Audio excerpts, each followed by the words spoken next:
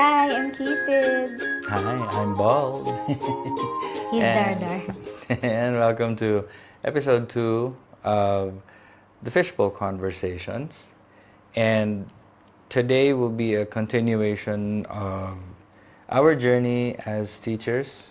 If you remember, in episode 1, we talked about our humble beginnings, our preparation for the teaching profession. And this time around, for episode 2, we will be talking about our first years in teaching, most specifically in the tertiary level.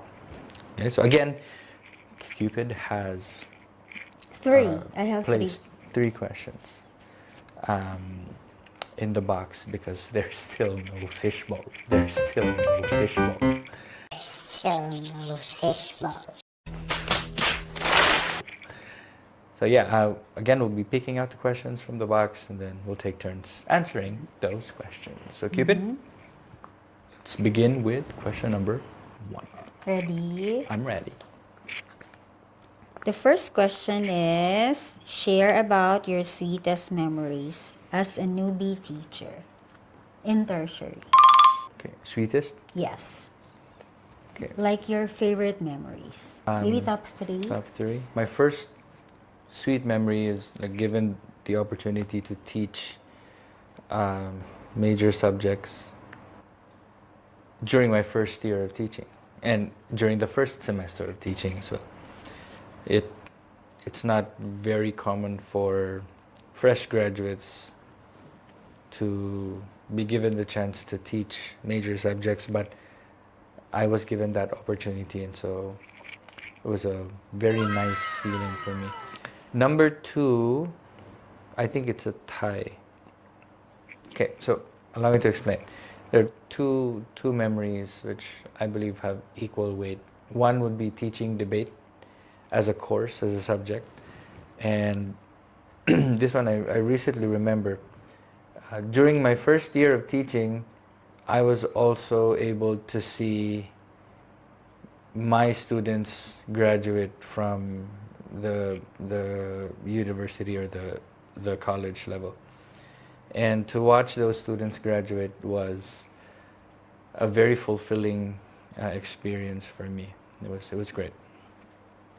And number 3 would be my oral communication classes back then. I added extra challenges to certain tasks. For example, one task they had to recreate a TV commercial. I remember that. Yeah, this was excuse me.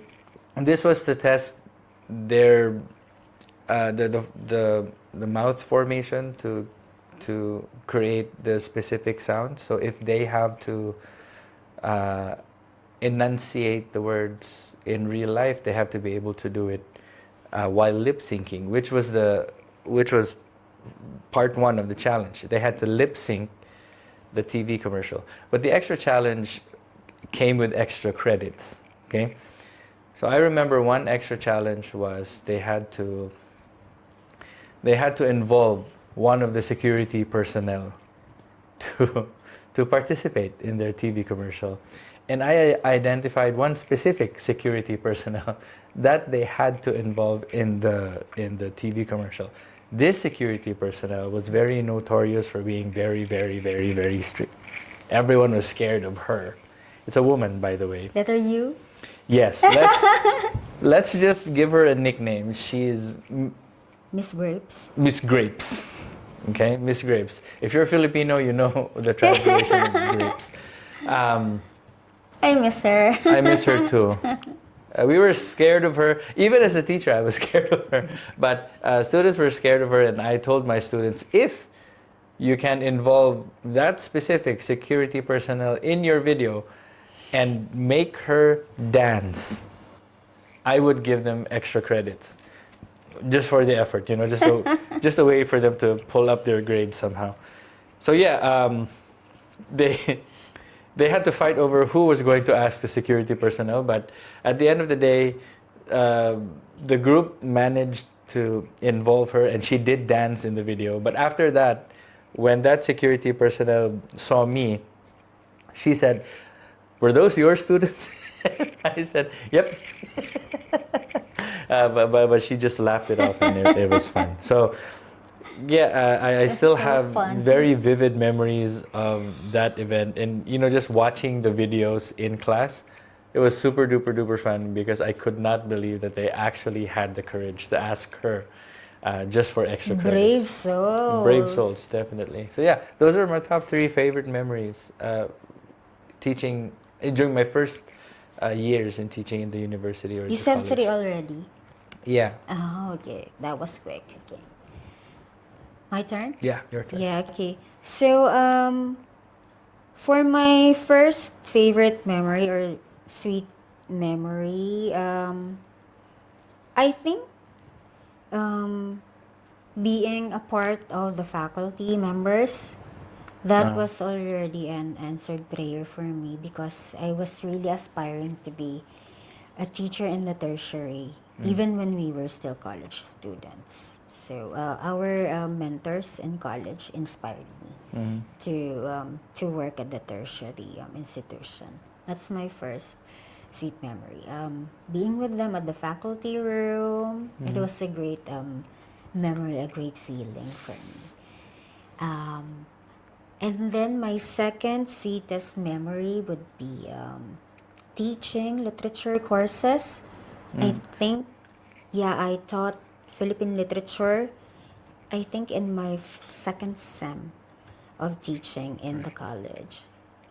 I enjoyed it because it was so easy to teach. Like, we would just, it's like having a free talk inside the classroom. I would just ask the students to write in a 1/8 paper, yellow paper, about how they relate to the characters, to the events, to the conflicts, or the resolutions in the stories. That's my second favorite. And the third sweetest memory would be training. I remember when we were still new as tertiary instructors. Um, we were appointed, we were recommended by our mentors to train AB students, right? Joining the storytelling right. competitions and joining the poetry interpretation Right. competitions as well. So I think that's very sweet for your mentors to recommend you to do a task that they usually do. Or a task they did not want to do. It was fun. It was Yeah, it was fun. fun. I It was fun. enjoyed it because I'm really more on the artistic tasks. Right. There. So those are my sweetest memories. Top three. Sometimes it feels like the whole assigning you to a task kind of felt like an initiation for me. Welcome to the teaching profession. I think that's normal if you are a newbie. Like, Yeah, we would test you if you and are going to last or true. not. But I enjoyed the experience, by the way. So, okay, second question. Second question. Okay. The second question is, who helped you when you were still a newbie teacher in tertiary, in college? Did anybody help you in any way? Not directly. There was one person who, but he wasn't my mentor. He wasn't my teacher, or whatever. Um, he had already retired when I met him, but the other Dr. P. Ah, okay, okay. Yeah. May he rest in peace. Yes. He and I met because of Madam P, Queen P, and I remember one meeting that I had with him in the office, or in Queen P's office. He told me, "Do you really want to be a teacher?" Because apparently Queen P has told stories about me, or told him stories about me, and he kind of put it together that I wanted to teach, and he asked me if I really wanted to be a teacher, and I said yes. So he said, if you want to be a teacher, just be you. You know, just do what you do, or you do you. Don't try to be like somebody else. And that statement kind of stuck with me because that's how I've proceeded with my teaching career. I've never tried to be somebody else. In fact, I'm not really good with conformity.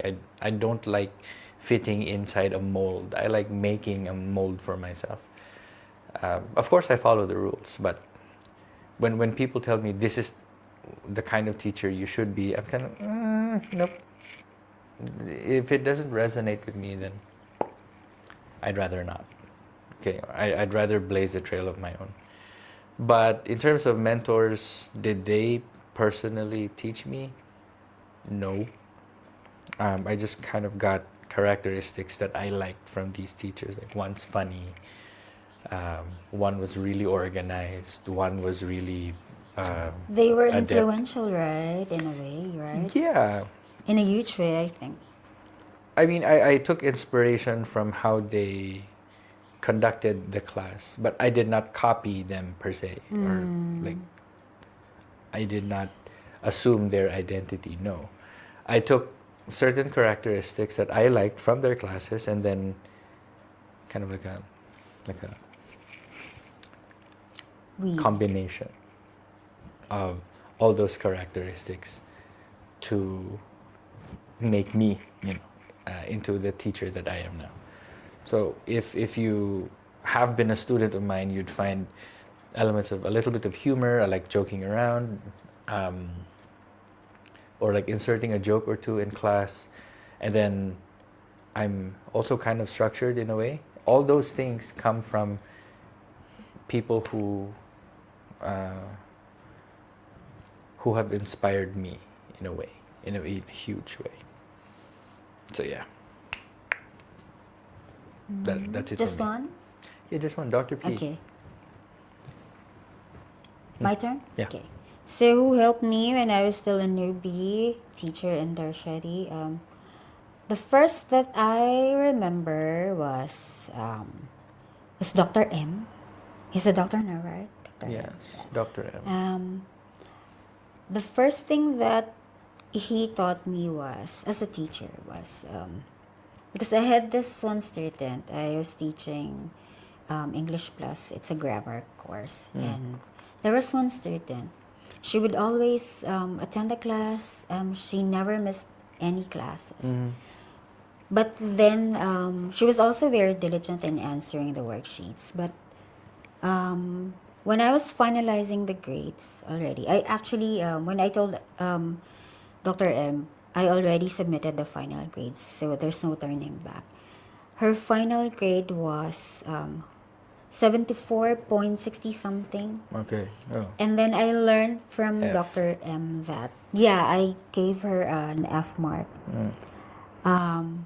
I learned from Dr. M that as the section instructor, I know the students' performance, right? So I have the option to give her an extra task to help her pull up her grade to the point that she will get a passing score. And I was like, isn't that unfair? And then he explained to me clearly that, no, it's not fair because you're going to give her, It's not unfair.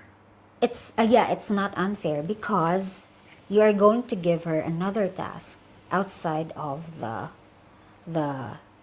normal tasks. Yes, I Yes. know the perfect task. So there, and I think, yeah, thinking back, I think the student actually deserved to pass the course. Yeah. Because first, she was not majoring in English anyway, so I think it's not really her fault if she is not very good in grammar. And also she was very diligent. Right. Even if she felt sick, I remember she would still come to class. I know I feel guilty whenever I remember that because whenever I see her in class after that sem, I would see in her eyes that she she got angry with me. So there, that's one lesson that I will never forget. Wait, did she fail? Yeah, she got an F. So it means that she repeated the course the Dang, following sem. that's why. Yeah. Should have given her. An extra chance. I didn't know. I didn't know. Yeah. I have to forgive myself for things that I didn't know. Yeah. Next, the next one who helped me was Dr. P, the Which madam. P? Oh, okay. Madam Queen P. P. Both of them actually Okay. gave me very good learning about teaching.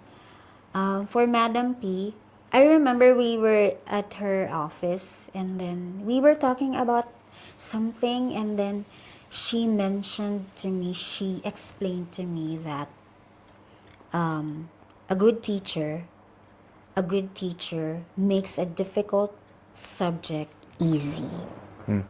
There. Oh, I was consulting because I was given this section of Bugoy students. What's Bugoy again? Mischievous. Yeah, okay. So, Unruly. yeah, it was a challenge for me to teach them that section. And she also said that if nobody wants to teach Bugoy students, then who's Who going will? to teach them? Yeah. Right? Okay. And from Dr. P, I learned that, The other Dr. P? yeah, the Sir P. Right. I learned from him when I was still a secretary. I learned from him that your job is to be really good at your job, because if you are excellent in what you do, if you are very passionate at what you don't have to look for a job. The opportunity will look for you. Right. There. So these are just a few of the people who helped me when I was still starting. Right. Okay. Question number 3. Okay, question number 3. Share about the challenges you faced as a newbie teacher in tertiary. Challenges? Yeah. Maybe I should No, I know, I share. know. Okay. First challenge was. Oh.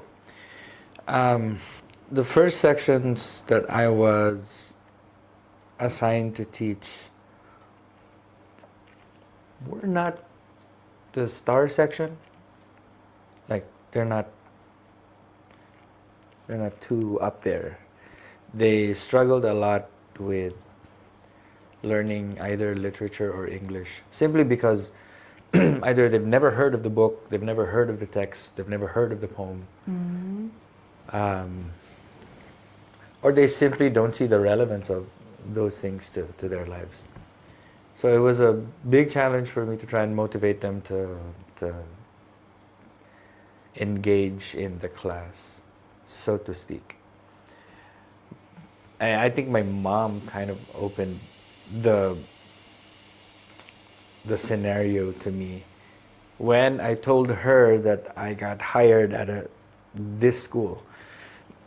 Now, mind you, many of the students that I taught in that school were also working part-time for like other people or small companies, or like a cashier. They were security personnel at night, stuff like that. So my mom said, aren't you going to find it difficult to make them reach your level? And that got me thinking, she may have a point. And I did experience that. It was difficult because my student said, of course it's easy for you, sir, because you know that. We don't. And so I had to recalibrate my teaching approach in such a way that I should not try and force students to reach this level immediately. I should go down first and then try to, you know, push them or pull them to that level. Yeah, that was the first, and things got better, you know, after like a few more classes, a few more weeks, and they became my students the following semester, and so they became more familiar with my teaching approach. So things got easier. What section was that? Whew, What program? education and Oh my. what was the hotel and restaurant management. It's amazing, right? To handle the same section twice. I handled some of the sections maybe 5 times. Wow. I was their teacher because for some of those sections I was their teacher twice in that semester, and so you know, familiarity is always good, because now they know that I'm not going to go the easy route. I'm not gonna follow the syllabus of other people because I made my own syllabus. So yeah, it got to a point where they would compare my syllabus with the syllabus of another teacher. Things got messy, by the way, but I said, well, we're given the option to make our own syllabus, and I'm taking that option because, you know, I want to stick with my guns. I don't want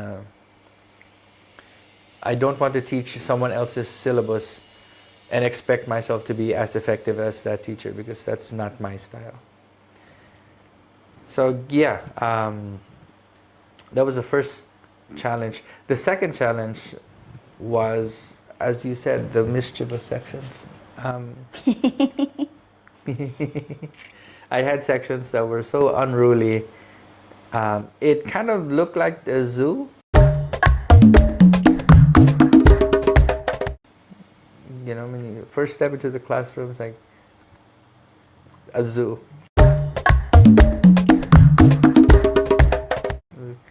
You have like cavemen inside the classroom.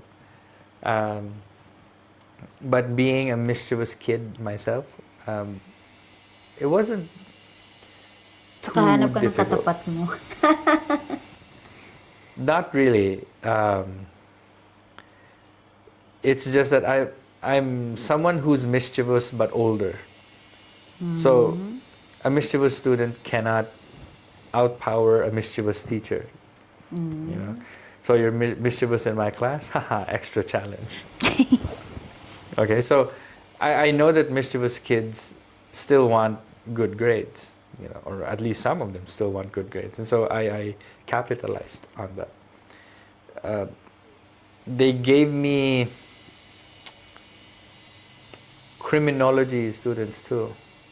And that semester, when I got the criminology students, it was difficult because it was the majority of the class was all boys, all guys, and these were like first year guys, you know, freshmen. So they still had lots of energy, blah blah blah. No offense to criminology students, I think they're great. They are very witty, actually, very humorous. They're very funny. Yeah. And the only thing is that I think I was given to a class that was specifically mischievous for some reason. And I took it as a challenge, but it was great. I actually enjoyed teaching mischievous sections more. There's no fun teaching a smart You're section. not a normal teacher. There's no fun teaching a smart section. Oh, Yeah. Because you know they're going to study. You know that they're going to do their best. I'm in it for the bloopers in class. You know, when they fumble and they laugh at themselves, that's the funny bit. But a smart person who makes mistake, most smart people who make mistakes, they kind of implode. They I love it when they laugh at their mistakes in grammar. I love it when they try. And I mean, because you know they don't make it a big deal, and that's what I love about them. yeah, and back then, bullying was not, it wasn't like now. Back then, if their classmate were to try and speak in English, the whole class would just wait for the mistake. I And when the remember mistake comes, the whole class just erupts into laughter. Like A, and I remember, but this was my classmate. He said letter A, and my teacher was like, letter A, and my classmate said, yeah, A for eagle. The whole class just erupts into laughter, and I could see the frustration in my teacher's face, but also he was laughing at himself and at the student. Yeah, So I miss those kinds of students. that's the fun I'm looking for in a class where we can just laugh at our own mistakes and not let it bother us too much. So that's why I love the mischievous sections, and the satisfaction I get when the mischievous section learns the skill. Perfect, because I know the smart section will learn the skill. Yeah, when you see the growth, right? Yeah, but when I see the redemption arc of the mischievous section from like really mischievous to like really skilled, perfect. That's the best feeling for me. So the challenge I encountered before actually became like a learning experience for me, and now I enjoy it so much. Yeah. How about you? For my challenges as a newbie teacher in tertiary, I remember I started in second sem, and I was given 2 sections or 6 units. So, of course, the salary was low because it's only 2 sections. So Right. I had to adjust with my expenditures, my finances for that sem. Another challenge would be being a part-time instructor. It meant that I was not prioritized to be given a summer load during summer, of course, because the full-time teachers would be prioritized. What else? Another challenge, teaching Bugoy sections. That was my challenge. And then, because of them, I learned to see another side of me being a teacher. Like, what am I with the smart sections, and what I am with the not so smart sections. So from them, I was challenged like you, and I learned to be flexible. I learned to antos. What's antos? Antos. Endure. Endure, yeah. I learned to endure. She's Bisaya na. And